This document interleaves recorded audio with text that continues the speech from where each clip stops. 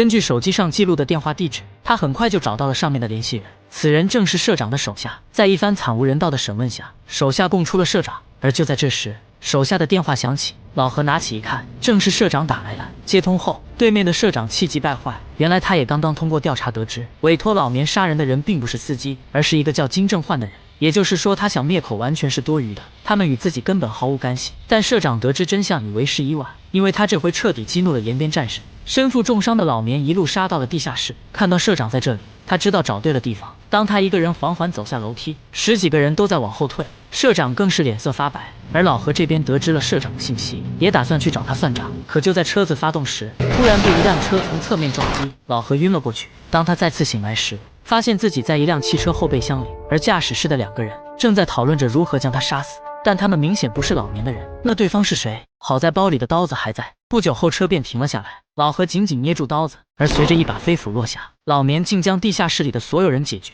只剩下社长一人。在老棉的世界里，钱比命重要，留下社长就是让他拿钱换命。他礼貌地让社长去他家中取钱，毫无招架之力的社长只好答应。可2人刚坐上车，社长却突然打开车门，虽然腿摔断了，但这也是他唯一逃跑的机会。可老棉哪能让他跑掉？但社长也不傻，正面打不过，玩起了偷袭，这让本就身负重伤的老棉雪上加霜。但他可是延边战神啊，既然要钱不要命，那就成全你好了。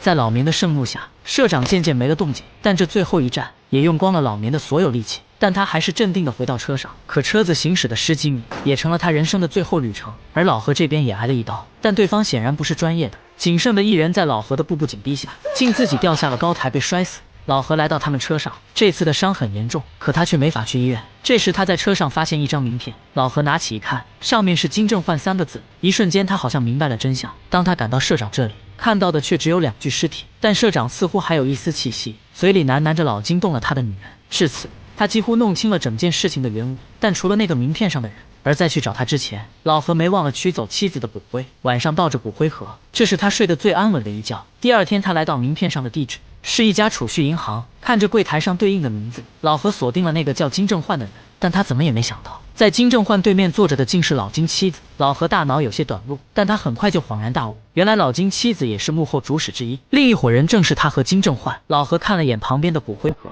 这一刻他心如死灰。而这时金正焕和老金妻子也发现了他，但他却选择悄悄离开了。那些他认为有罪的人，却是无助的受害者，而那些看似无辜的人，却是一切的罪魁祸首。